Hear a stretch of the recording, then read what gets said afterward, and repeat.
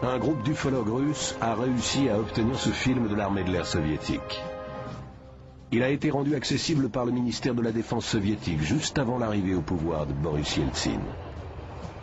Voici une vue prise du cockpit d'un chasseur MiG-23 qui a décollé en urgence pour intercepter deux éléments inconnus.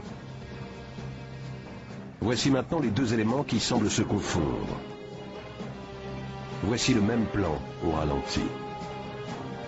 Ces caractéristiques de vol sont loin d'être typiques des caractéristiques de vol des appareils de l'OTAN ou de tout autre appareil ordinaire. Le MiG a perdu de vue le ou les engins qui n'ont pas fait l'objet d'une identification. Le film suivant a été pris du Foxbed du MiG-25. Ce que nous allons voir est un F-16 américain à environ 200 mètres. Ce qui se passe ensuite, c'est qu'un nouvel objet apparaît derrière les nuages, un objet qui n'est pas identifié.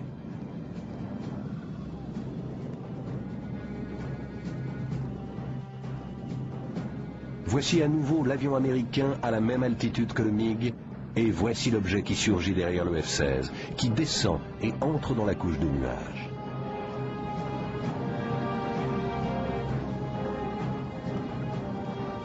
Ce dernier extrait de film a été pris cette fois-ci du cockpit d'un MiG-21. L'avion qui a filmé a fait un décollage en urgence avec 3 autres appareils pour intercepter un appareil inconnu, volant à très grande vitesse, qu'on voit ici sous la forme d'un grand objet cylindrique.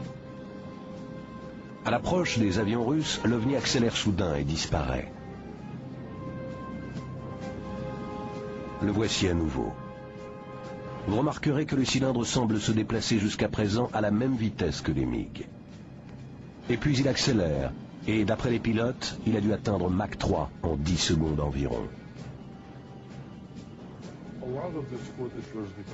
Ce film a été rendu accessible quand les militaires soviétiques n'ont pas réussi à identifier l'objet. Voici maintenant un autre film montrant des pilotes interceptant quelque chose. Il y a eu de nombreux comptes rendus et études concernant les interceptions. Ce qui nous intéressait, c'était le potentiel de grande vitesse de ces objets. On estime la taille de celui-ci à 2 fois la taille d'un MiG-21. Dans l'état actuel de notre technologie ou de celle des Américains, il ne devrait pas pouvoir se déplacer aussi vite. Ce film est très intéressant parce que, à mon avis, les Russes n'avaient aucune idée de ce que ça pouvait bien être. Leurs chasseurs sont au moins aussi bons que les nôtres et pourtant, ils se retrouvaient face à quelque chose qu'ils ne pouvaient pas intercepter. Aucun appareil de notre connaissance ne peut atteindre une telle vitesse d'accélération.